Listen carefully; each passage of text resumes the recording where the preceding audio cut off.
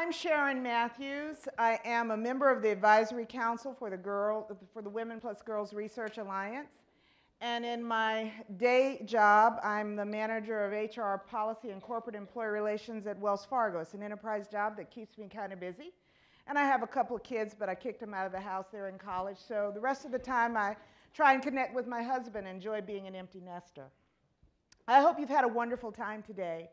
We want to close. You have. Very good.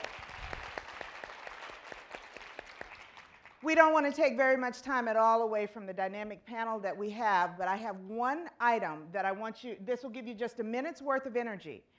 Those lovely centerpieces are yours for the taking, but only for the lucky person who has a red dot on the back of the chair. So I'm looking at this one. I think it's mine.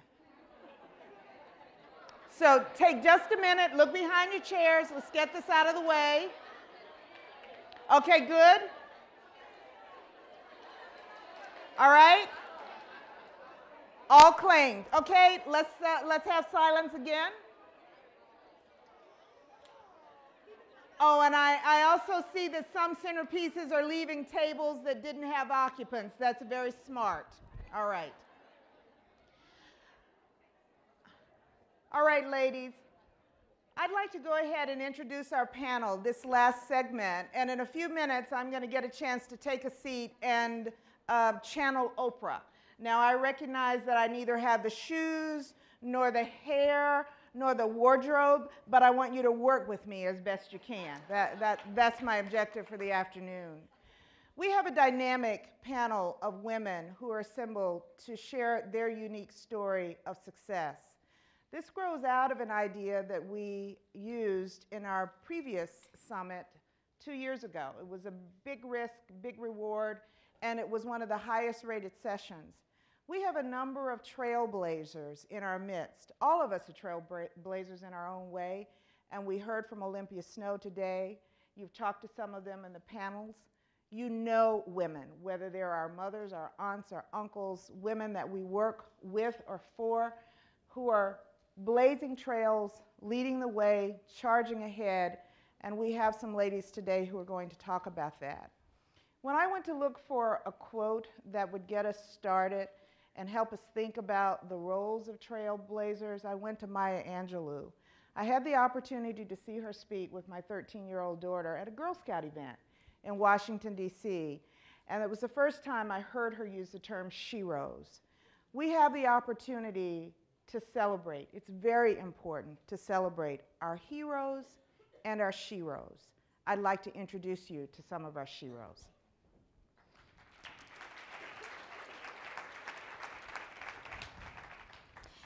Joining me today in not alphabetical order, so let me tell you how women work. Can I just tell you how women work? I'm not going to take much time. They first discussed going in alphabetical order, but someone whose last name starts with A wanted to be last.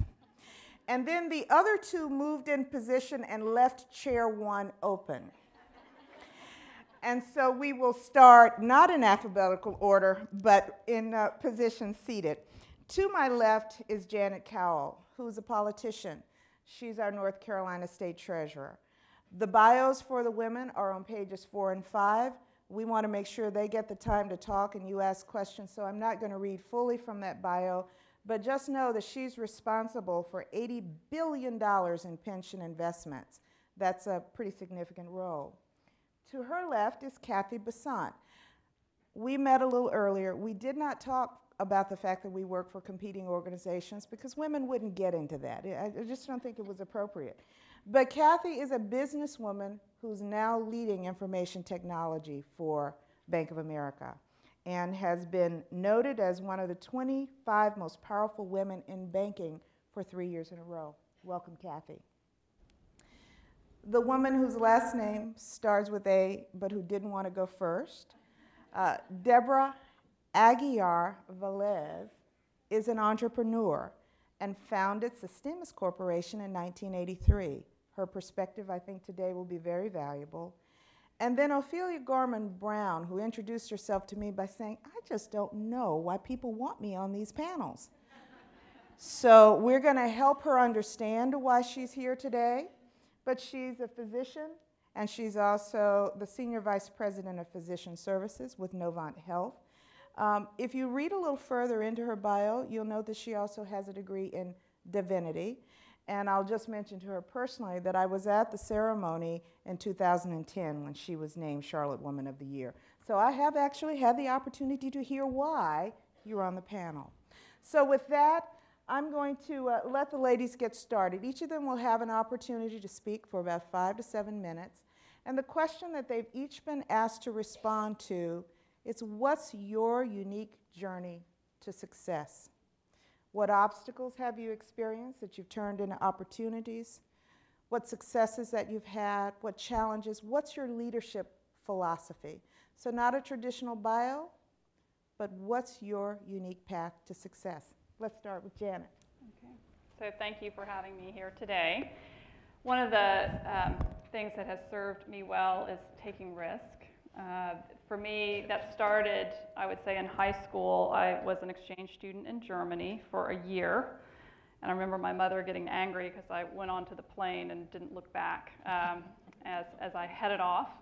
And then I went on and took non-Western languages. I took Chinese this is back in the 80s, and studied in China. That was an important experience for me because I was there during the democracy movement and watched, Chinese students who were protesting for greater authority over making career decisions and freedoms.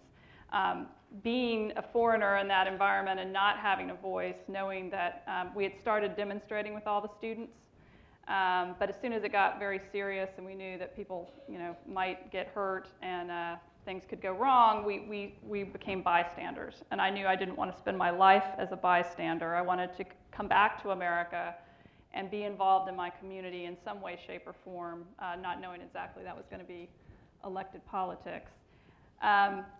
And then finally, I'll translate that risk-taking. Obviously, to run for public office, there's some degree of risk in just putting your name on a ballot. That can be a scary phenomenon, but you can prepare yourself through leadership trainings, and I'm sure there's opportunities here in UNC Charlotte. In my first term as a legislator in the state Senate, there was a very close vote on the lottery. I happened to be against the lottery, and they needed one person to flip, one Democrat to flip in the state Senate, and they looked around and they said, oh, maybe that young woman, freshman legislator would flip because they tend to think that women aren't going to have as strong a backbone and aren't. So I held my own and didn't flip. They ended up, of course, passing the lottery later, but we held it off for that moment. And in the end, while I was very worried, how that was going to affect my political career, because I had opposed the leadership in the state Senate, opposed my own party, I think that ended up being probably one of the best things I did as a state senator, in that people knew I was independent, they knew I could say no, they knew I could stand up to folks trying to force me to do things. And ultimately, then somebody came to me years later and said, maybe you should run for treasurer because we need someone who's independent, can say no. And so those are just a few of the risks that I took, both politically and earlier in life, that served me well. So I'll end with that and turn it over to Kathy. Thanks, Janet. Thanks for having me as well. One of the great things I get to be a part of is I'm also on the Board of Trustees here at UNC Charlotte. So it's great to be on campus, and I'm so proud of this institution.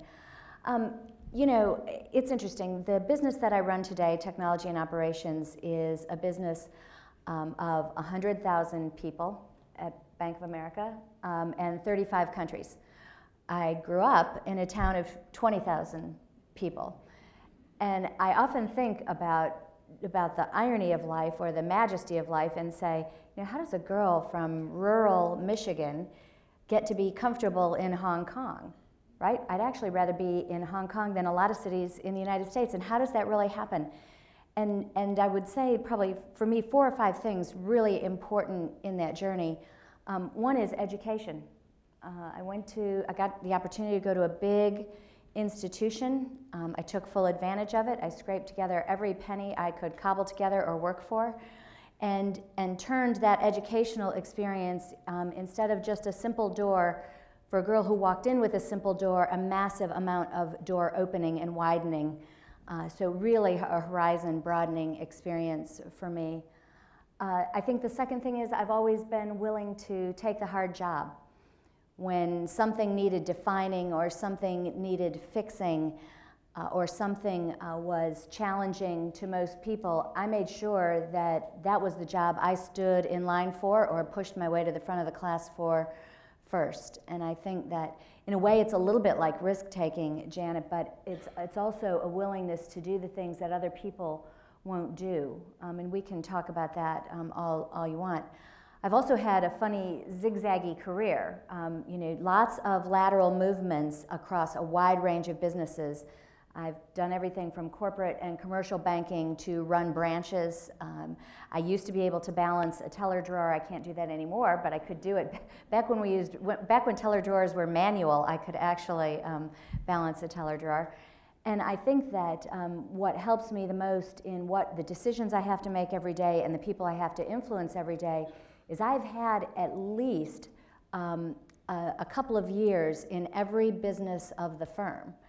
And so that willingness to do different things, whether or not it was in my wheelhouse, you know, I call my 4 years as chief marketing officer for a woman who grew up with P&Ls, running businesses, to be the chief marketing officer was a complete and total out-of-body experience.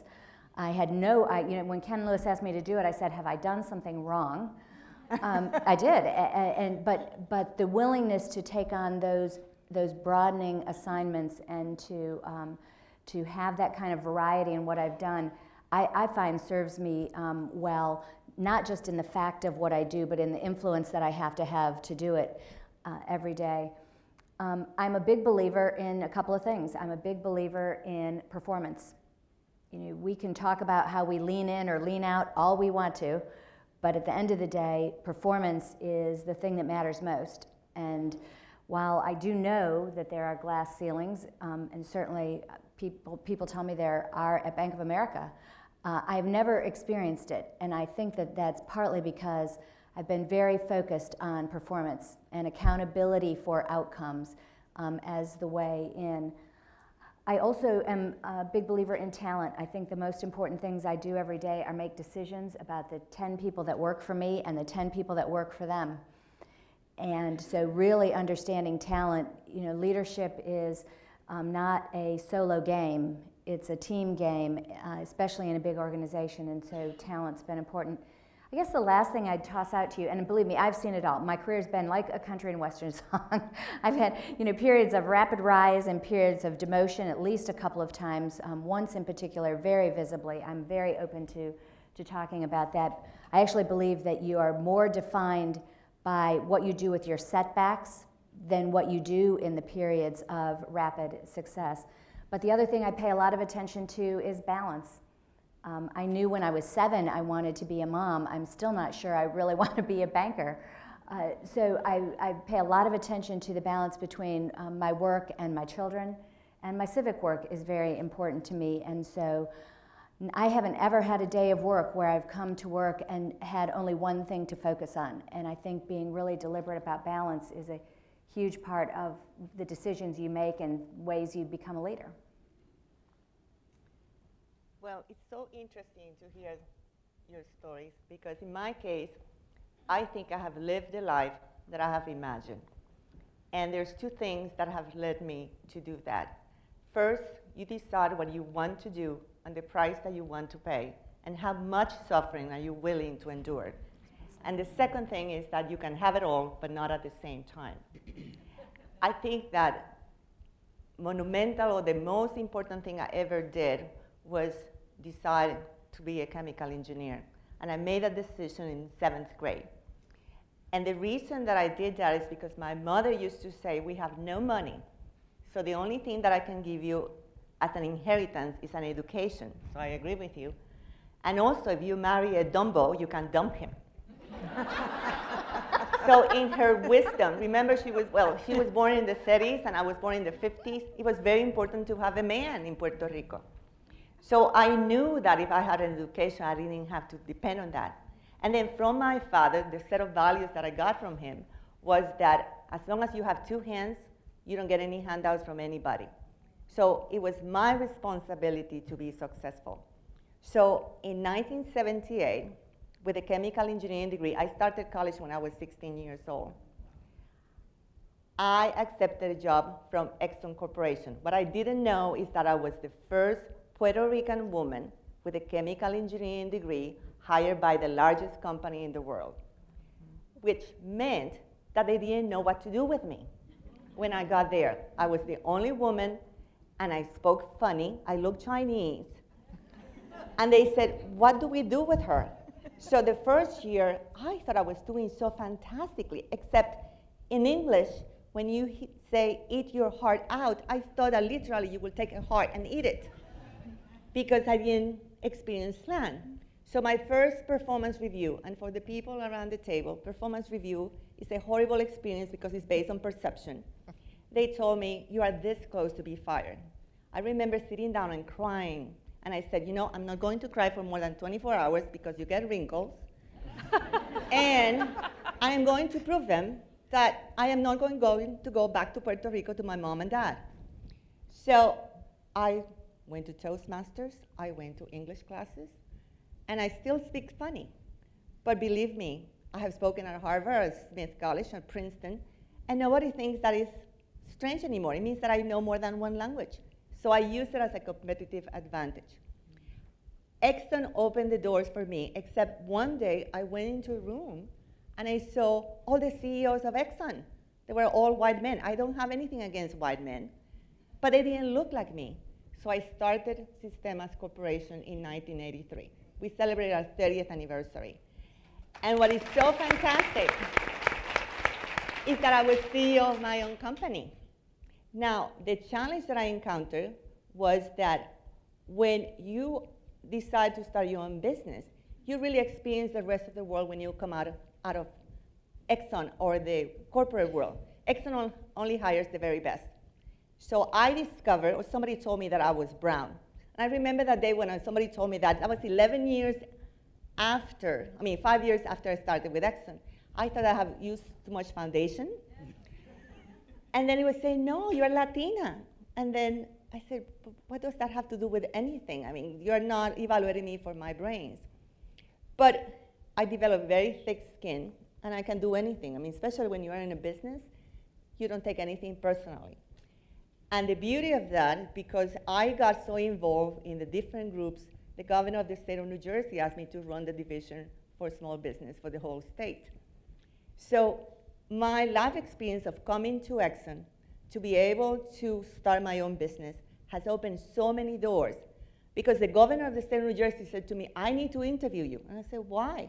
He says, because you are the first Puerto Rican woman who a chemical engineering degree that I have ever seen. So I said, this is my particular advantage, meaning that because I'm so different, I could either say, oh my gosh, I'm weird. No, I said, that really provides me with an opportunity. So having my own business had really taken me from being smart to be an expert to be a trusted advisor. I've served in 2 corporate boards, and believe me, and you can ask the lady, especially Kathy, because she is running, she was telling me that she's just preparing for a big board meeting. You don't get into a board because you need to meet a quota or you need to be filling a spot. It's because you have the brains to be able to bring value to the table.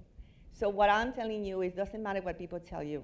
You just have to decide what kind of life you want, decide what the price that you're willing to pay, and then just go for it. Thank you.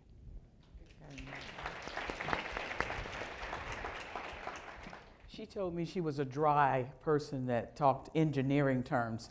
I won't believe you again. You know, I think that if I were to say about what has been the thing that I have leaned on for most of my life in reference to my success, that others say that I have, would be faith and family. And I kind of intertwine those, because it was faith and family when I was really young that really sustained me. My father died when I was 2, and we lived in Detroit, a Michigan girl, and we lived in Detroit, and we lived in a house in Detroit because my father worked for General Motors. Well, my sister was 4, I was 2, and my mother was pregnant with her 3rd child. And my father at age 35 developed encephalitis, infection of the brain, not clear, and in particular in the 50s, you know, and healthcare for African Americans was not that great. And so he subsequently died, and my mother lost the 3rd child because of the stress of that. We had to leave our home because my mother did not have, she had some technical education, but she was a stay-at-home dad because to have a job like with General Motors in the 50s was a major thing. You know, it was your road to middle class, in particular as an African American. And so to be able to sustain ourselves on Social Security, my mother moved us into the inner city ghetto of Detroit. And so I was raised in the projects of Detroit. And when I went back to Detroit a few years ago as a consultant to the University of Michigan, I actually flew into Detroit, a car came and got me, and as I was talking to the driver, I said, I was raised in the Jeffries projects. How are they doing? He said they no longer exist. They had to tear them down. There was just too much drugs. And even when they tore them down, it was so much in the way of needles that they couldn't even, they decided not even to do anything else with it. So there's a garden there where your projects were. And I think about the fact that at age 4, I decided that I was going to be a doctor because I wanted to save all daddies. It had nothing to do with science. It had nothing to do with any of that. But it's the struggle, it's the pain, it's what even at 4 I recognized that I didn't have, that I know that I really needed for myself and for my family.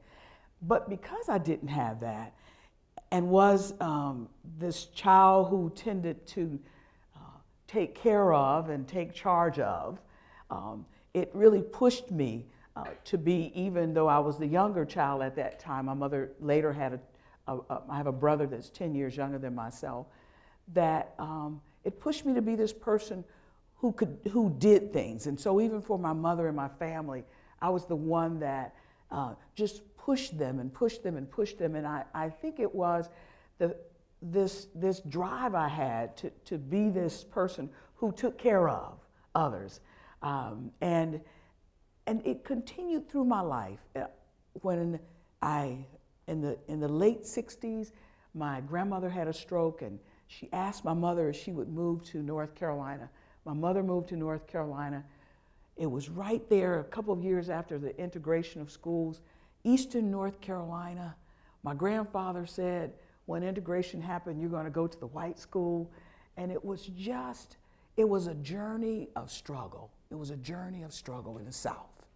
A journey of being in classrooms where you were considered less than, but you did have the brain to be this person who was a chemistry person and a science person, but holding on to your dream. And I say faith and family because even though I was living in the inner city ghetto for most of my formative years in Detroit, and even though I would say that I wanted to be a doctor, I had a mother that had a strength that was just incredible.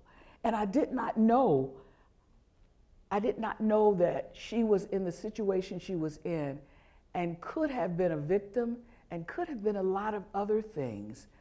But all I knew is my mother kept telling me, and this is the faith part for us, is that I could do all things through, in our faith, Christ Jesus, who strengthens us. She never let me veer from that. And so subsequently, I became brainwashed. And so I became brainwashed, and you know, the brainwashing went through undergraduate, and the brainwashing went through Chapel Hill's med school. And it was interesting, in Chapel Hill's med school, there were 16 minority students in a class of 160 in the 70s. And then I was the first African-American female in family medicine at Carolinas Medical Center, where I did my residency. And then the first African-American at the Knoll Clinic, and then the first African-American to integrate the private sector of healthcare in Charlotte. And I never felt like I couldn't because my mother brainwashed me.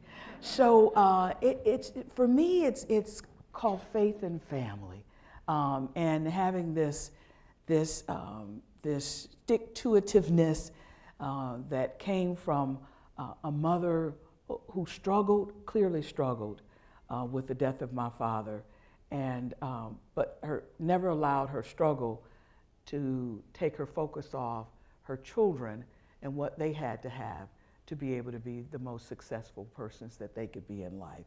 As with my colleagues here, education was the way that my grandfather, that's why my grandfather said, you're going to the white school, because my grandfather knew there his grandchildren could get the best. And so education was something that was extremely important for my family. And what I would say to you as well, in particular, I've come to this one more in my old age, probably much later than my wonderful panel colleagues here, is this thing of really focusing on caring for myself and knowing myself in a way that I really appreciate myself. My focus has been so much on others. I was at a Southern Christmas show many years ago, and you can go, I went to this stand, this vendor that had your name, what your name meant, because you know your name means so much in other countries in particular, what they name their children. Well, my father's name was Oliver, my sister's name is Olivia, and my name is Ophelia. Not a whole lot behind that other than the O's, right? Well, I found out that biblically, my name Ophelia means helper of mankind. How would my mother have known that? She didn't. But it was this faith in family and this faith that my mother, it fell into this name of, and maybe the name you have, and so for you young people who are having children, pay attention to the name you name your child. Maybe the name she named me, having no sense of what it meant. I grew into it though. I grew into it from the biblical and perspective, and from the perspective of spirit for me. Religion is not the big deal for me. It's really spirit for me. And so faith and family would be how I would say I'm undergirded. Did that get you thinking?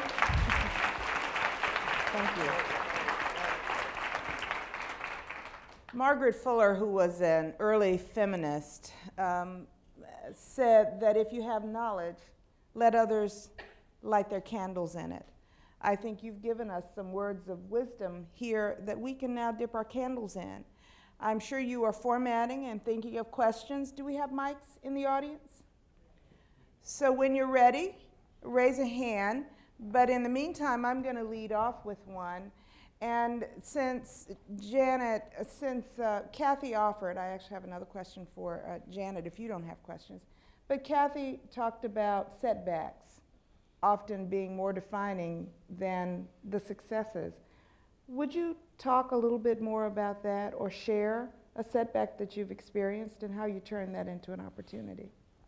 Well, sure, I can easily share the one the Charlotte Observer had a lot of fun writing about at one point in my career. So not to bore you with the background, but to make a long story short, in the matter of a couple of weeks, based on a lot of things that happened, I went from reporting directly to our CEO to reporting to someone who reported to him with my portfolio of work having been cut in half. And it's hard in uttering those two sentences for you to understand the enormity of that, but in a big culture where up is good and down is bad, that was a very, very painful set of moments. I learned something very important immediately, which is I had to make a choice about how I was coming to work the next day. You know, what I really wanted to do was put on my jeans, go in my office, and shut the door and not talk to anyone, lest they would figure out how devastated I was. What I decided was that that was the exact wrong thing to do, and I made a deal with myself that if nothing else, I would behave with style and dignity in every second, so that the only thing anyone could ever say was, "Can you believe the dignity with which she behaved?" Now, did I feel a lot of dignity? No, I felt lower than low, but I put on my best suit, bright color, kept my door open, walked the halls, and just basically faked it till I made it to being able to actually fully function. I was probably numb for 3 days, right? Just completely numb for 3 days. So I do think step one of dealing with a setback is showing up. And whether it's fake it till you make it or just diving in and doing the work, just flat showing up. Because 99 out of 100 people won't. And if you want to be the one person out of 100, that's step one. The second thing I decided to do was not use it as a moment to leave, because I decided that it was very important not to run from something, but to complete something. And if the choice was to move on, to do it, to go to something, not to run from failure. Again, sort of, I think, good Midwestern value, right? We stand up to those challenges, but I just instinctively knew what people would have told me in books, which is that demeanor in approaching it. But that meant some investigative work, which means going and finding out why it happened, really. Not why did it happen, who did you make mad, what organizational convenience did it provide in the moment, but really why did it happen. And I'll just share with you for a second that from one of the best coaches I've ever worked for, he said to me, well, you know, Kathy, I've had a chance to see you out in the community, and people who do work with you out in the community really respect you. They love you. They want to work with you. People inside the bank don't. Okay, fortunately, this is 15 years ago, so I can talk about it and not completely lose it. But I mean, imagine hearing that. We all want a lot of things in life, but you would like to be loved by the people you work with and spend time with every day. And that was clearly his message was not the case. So I think part of the journey then is deciding the gap between being able to see who you want to be and see who you are and decide what's getting in the way of who you are being manifested in what you do. And that for me was the critical moment. Who I was not being manifested in how I was doing my work. And so hence the journey of exploration. Still style and dignity every day. One at a time, privileges that I would have would be taken away because of the change. So it wasn't a quick fuse or quick flame and the humiliation was over. But digging in, doing the work, staying proud and dignified even when I didn't feel it, and then doing the work to make the changes that were necessary to acknowledge and own the fact that I'd made mistakes and that I needed to change things to continue to move forward. I'm convinced I sit where I sit today because of that moment. Not because of the times things went well, but because of that moment. Powerful.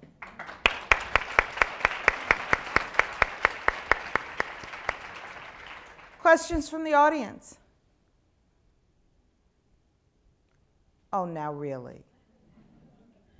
Sorry, behind me. Yes.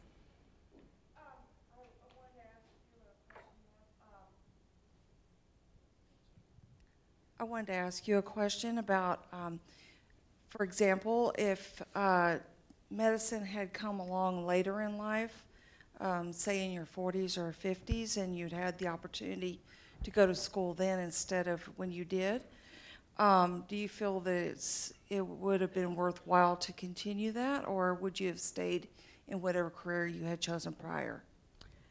It's hard for me to imagine the answer to that question because I think I was called to be a physician.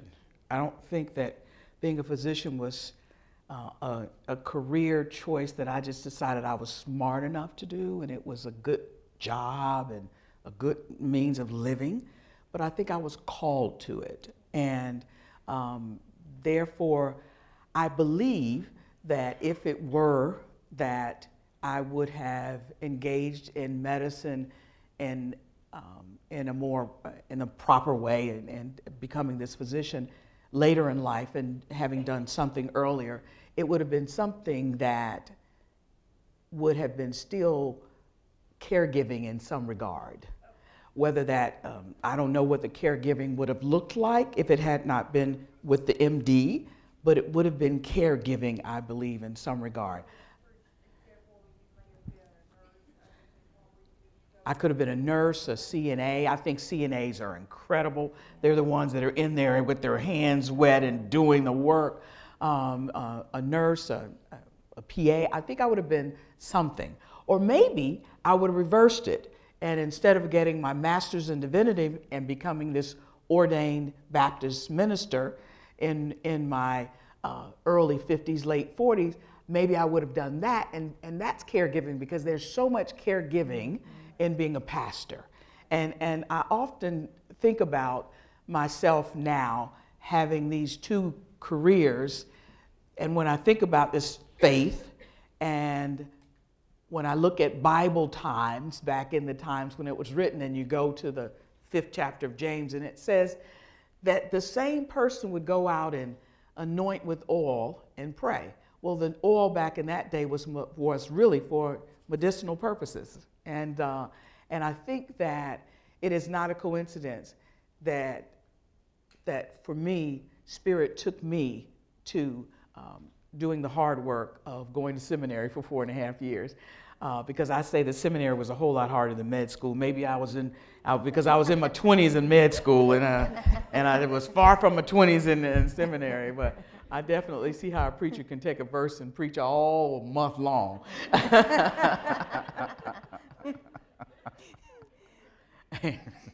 There you go. Yes, ma'am.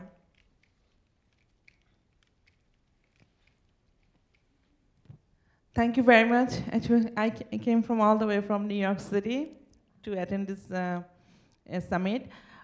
All successful women are there, physician. We have a chemical engineer and we have banker.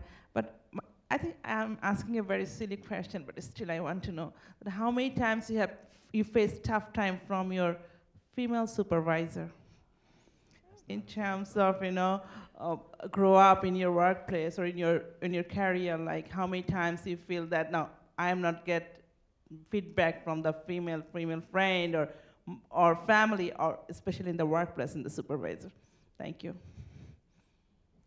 Who'd like to take that one? It's probably a difficult question for us, because we've probably, have any of us had a female supervisor? I've never had a female supervisor. One time for a very brief period of time. Yeah. But I will say this. I will say this to us females, is that even though we may not have had female supervisors for any extended period of time, we've worked with lots of females. And we can be very difficult with each other. We can cause each other more pain than others can. And so I think I sparked something. She just raised her hand on that one. But I think that, to your point, females can be sometimes worse than men in terms of not really having your back, and not only not having your back, but trying to figure out how they pull down your back. And so From the point of view of women entrepreneurs, I always say that women are ruthless. It is much easier for me to make a deal with another man than with a woman, because it is so difficult to get ahead and to get a client that women tend to have all their contacts very close to their chest, and they don't share. So it is a complete different game. I think things are changing, but because it's taking us so long to be able to get a position of respect. I'd rather be respected than loved. Don't love me, respect me. And the things with women is that we tend to be absolutely ruthless. So hopefully those things are changing, but I hear what you're saying. It's interesting. I have to watch myself in how I deal with the men that report to me and the women that will report to me, so that I don't fall into the traps of differential treatment. Do I start a business conversation with the guy, but tell the woman who walks into my office her shoes look great? Look, I mean, we're all human. Those things actually really do happen. And if I know that a woman knows something, but she's not diving into the conversation, do I call her out and say, look, Bridget, I know that you've got a point of view here. Can we hear it? What am I doing to make sure the playing field is level at all times? Because we can be our own worst enemies. And you can explain, with your degrees and background, you can probably explain why more than I can. I just know I have to deal with it every day, and I really try to check myself as a manager. And by the way, when I say love, I mean respect. Right, yeah. Right. A view from politics? It's such a male-dominated arena that certainly most of my mentors, most of the advice, most of the fundraising, it's men. And yeah, there are tough, with the lottery vote. I think there was a female state senator who was almost bullied me for the rest of that session, because of that vote. So, unfortunately, I don't have a great story to tell there about how, women all rallied around and supported me. It was really a lot of very thoughtful and supportive men who have really made the biggest difference in my career. Up to now, I would say in the office, my chief of staff is female, my CFO is female, and I have a lot of great women, and that's been really great part of being treasurer and being able to hire my own folks, unlike politics where you end up serving with folks that are independently elected, so you have no choice. I've been able to work with people my own age, which is also different since politics is also an older game, as well as hire and promote some really great women. Yes, ma'am. Microphone is on its way.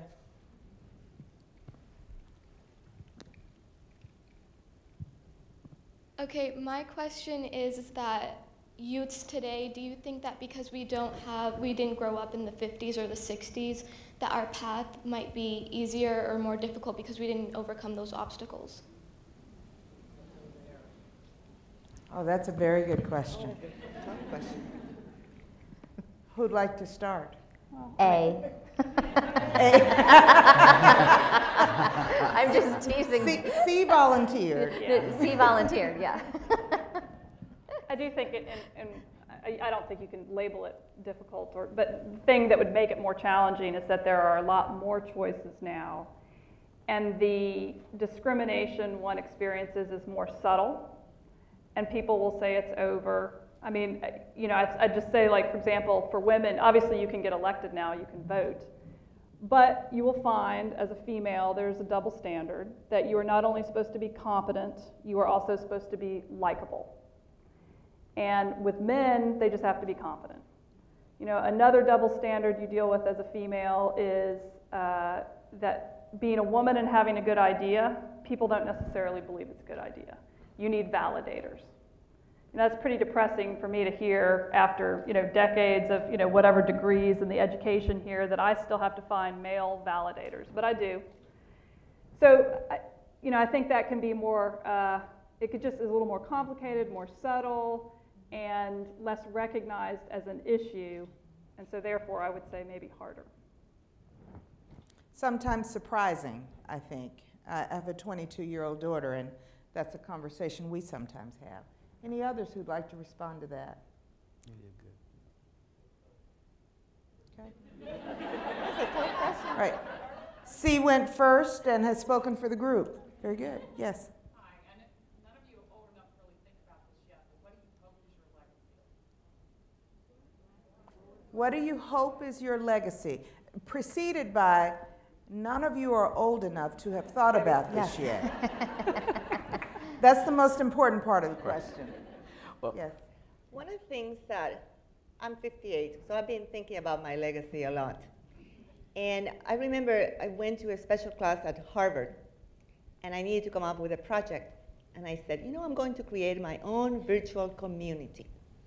And I'm going to create a virtual community of expert Latinas. And I went and I Googled expert Latina.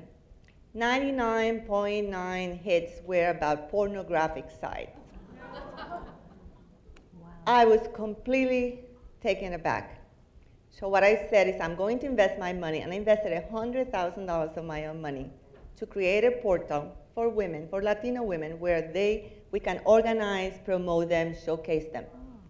The challenge that I have, the women that I want them to be there to showcase their expertise are already experts, and therefore they don't want to come into my site. And the younger people that I want them to learn from them or come in, they don't have the experience. So I have been learning on a process of the social media and trying to talk to the different people. And what I'm doing is I'm getting an education from my two daughters, a 29-year-old and a 24-year-old, about they don't think that they have to struggle. Like the young woman who spoke, it's like we don't have to face those different things. But it has taken us 25 years to become an overnight success. And one of the challenges that I have is that what kind of impact will I make so people can start paying attention to Latinos and people thinking that you want to go from smart to expert to trusted advisor. So I would be so happy if I don't have to put a label on me and say Latina expert, that people will invite me just because I am so knowledgeable. And in every panel, I think this is such a blessing, because when you go to technical conference and to go to many, one of us will be missing. Probably we'll need an Asian woman, so we will be completely complete. So that's what I hope will be my legacy, that I have made a difference in the Latino community, so people will not think that we speak funny, or that we're not smart, or we are just bartenders, or maids, or cleaning people. That we are really making a lot of contributions to this country. That would be my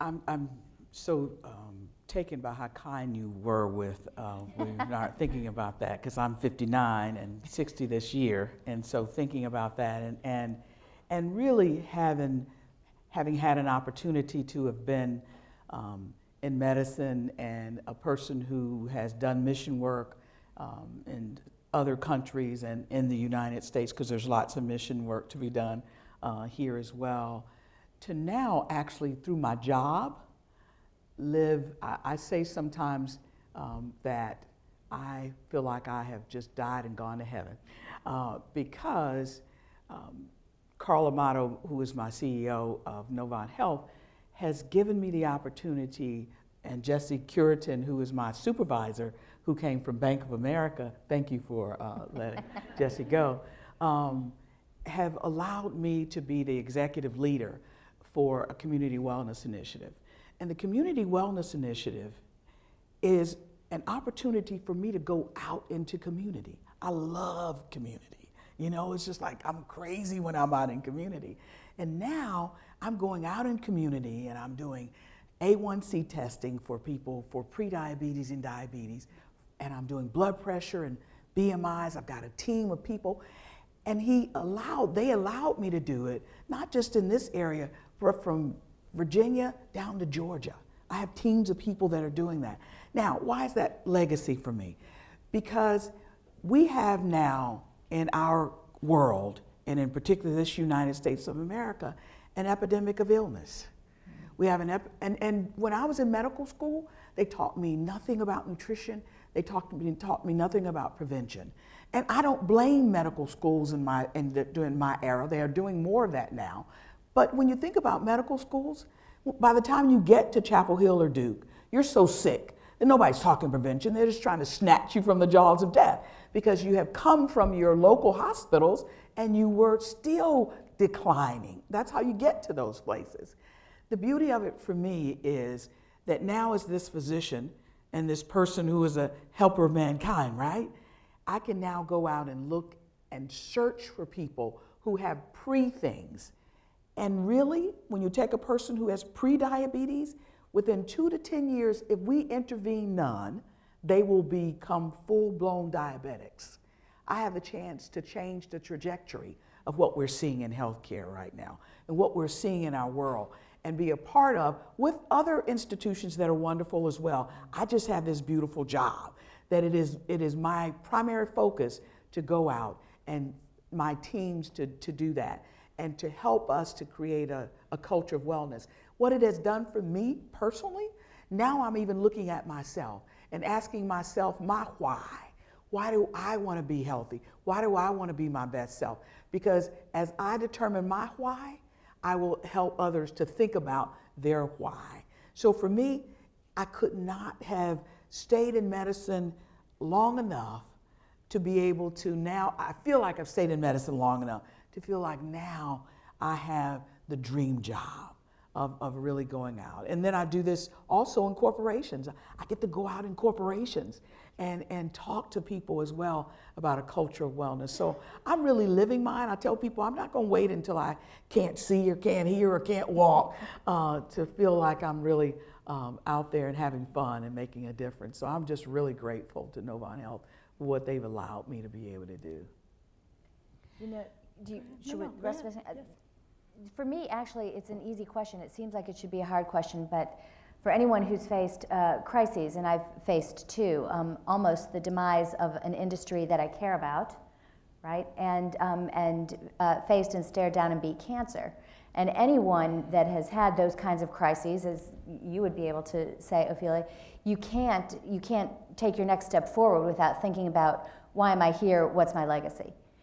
So I'm lucky enough to believe that banking is a very noble profession. And the legacy, not just career, but personally, that I would like to legitimately have and be known for, would be creating opportunity. And not just because it used to be our tagline, but when you give someone a mortgage loan and they're in a home versus an apartment, or you help someone start a business, or you make capital markets move for large corporations so they can employ people and change lives, I think that's creating opportunity. You know, Betty Chafin-Rash is here. Betty's husband, seriously committed, accomplished civic leader herself. Betty's husband, Dennis, taught me the community development and affordable housing business. And the idea of revitalizing neighborhoods to create opportunity is just part of the fabric of who I am, thanks to Dennis, and also part of the legacy I want to leave. It's why I think having my children, why they're so important to me, creating opportunity for them is what it's all about. So it doesn't really matter what part of my life it is, vocation or avocation. For me, it is knowing that what I've done potentially will have created opportunity for people who come after me.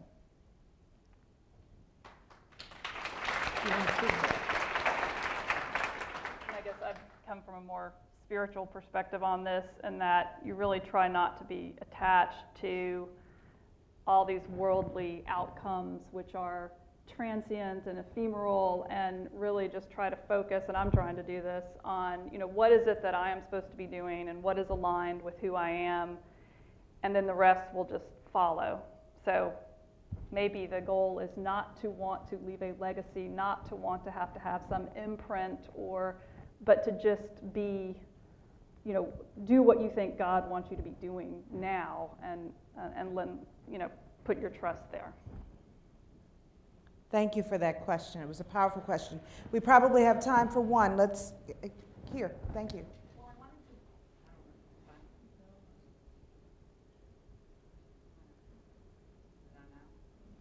Go ahead and speak. Okay. I wanted to take this opportunity because we're in this room and we're talking about legacies and we're talking about women and women's issues and whether we've been kind to one another or whether we've reached out and helped one another and where we go from here. And I want to take this opportunity to tell you, Kathy, in 2003, 2002, I started with the Charlotte Chamber. We had just moved here recently and I got very involved and I became very involved in a volunteer aspect. And I want to thank you because there was an opportunity for you to reach over and invite me to the table, and you did so, and I am here now because of you. So thank you. Very nice. Is there one more question in the room? Here we go. My question is, can you hear me? Well, first let me just say that I think that you all are gracefully gifted, empowering women. I know you've done that to a lot of us in this room today. And I just want to know, basically, how do you make it all work? You know, all that you are, how do you make it work? Because a lot of us probably want to, you know, follow in your footsteps somewhat, but we want to know how do you make it work? Is that around a question of balance or just in the balance. In the breath? Mm-hmm. Very good. I'm not sure I have the answer they're to deciding alphabetically who's going to respond first. I don't think Ophelia's gone first. Oh, right. I've gone first 3 times, but I will. You know, I don't do that well. I don't do that well. In my office, 4 years ago, the chaplain at Presbyterian Hospital retired, and one of the gifts that he gave me on his retirement was one that I'm over chaplaincy now. That wasn't necessarily the gift, but in his office, he had a cross. And the cross, with the 4 arms of the cross, it was work, worship, play, and fun, is it? Let me see.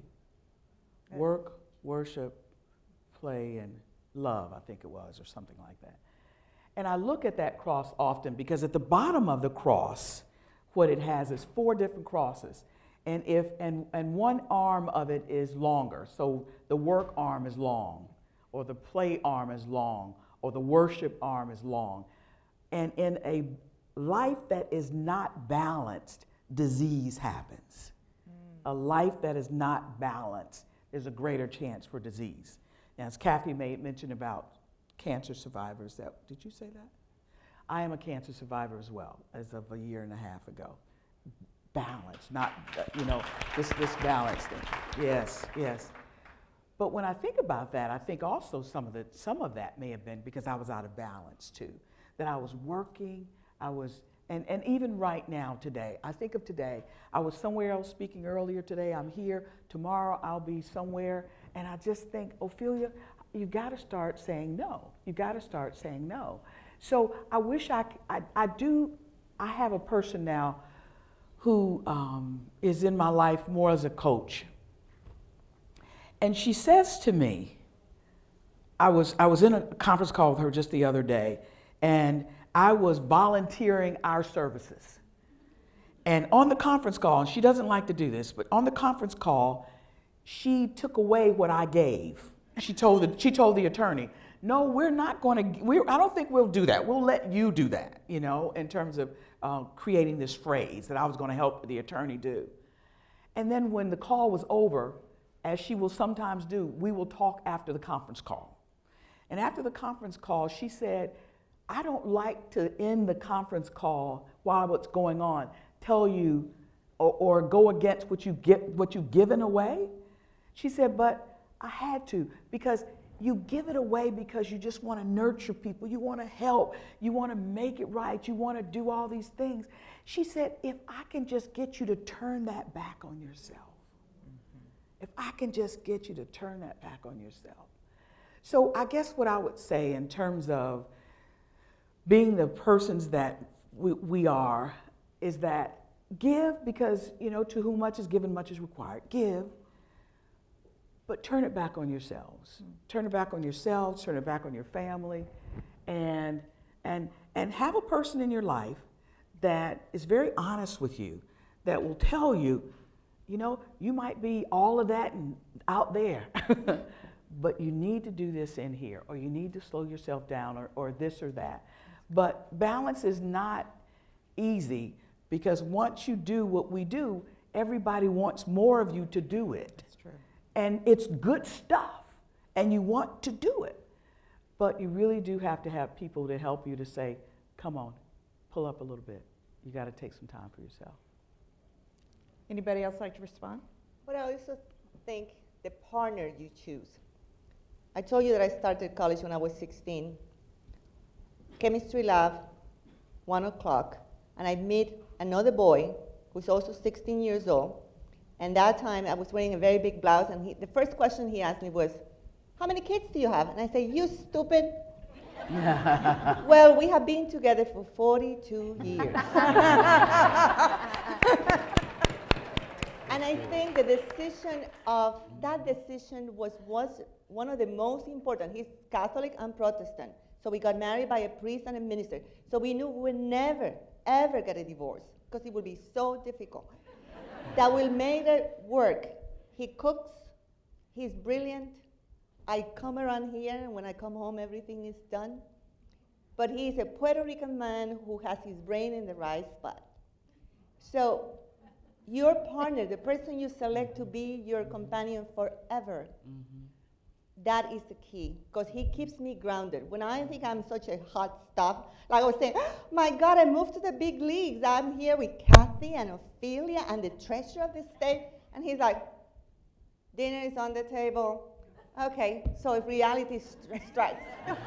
So your partner, choose wisely, because that person, when you, and it's interesting, because I'm also a cancer survivor.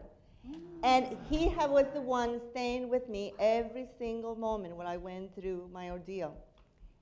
And it makes such a big difference. That's my advice. Choose wisely. That's powerful. I'll be quick. In addition, I agree with everything that's been said. I think you have to declare your priorities. But I think the only person you actually have to declare them to is yourself.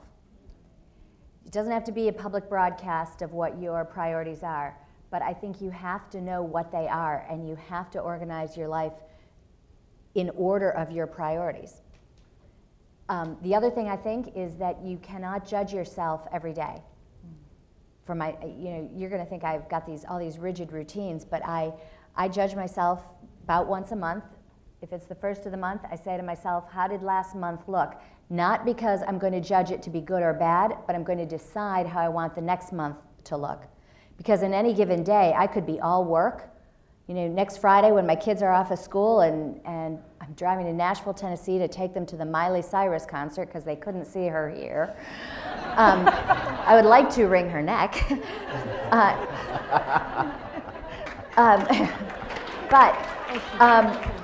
But next Friday, when everybody else is working, I'll be all mom. And so to me, it is know your priorities, line up your life to execute against them, not always in an academic, but in a spiritual and social and family way too. And then don't judge yourself every day. Judge yourself over the portfolio of what you're doing. I like that. Very good. I guess my only quick add would just be for those who may not have a spouse or that great Puerto Rican man with his brain in the right place.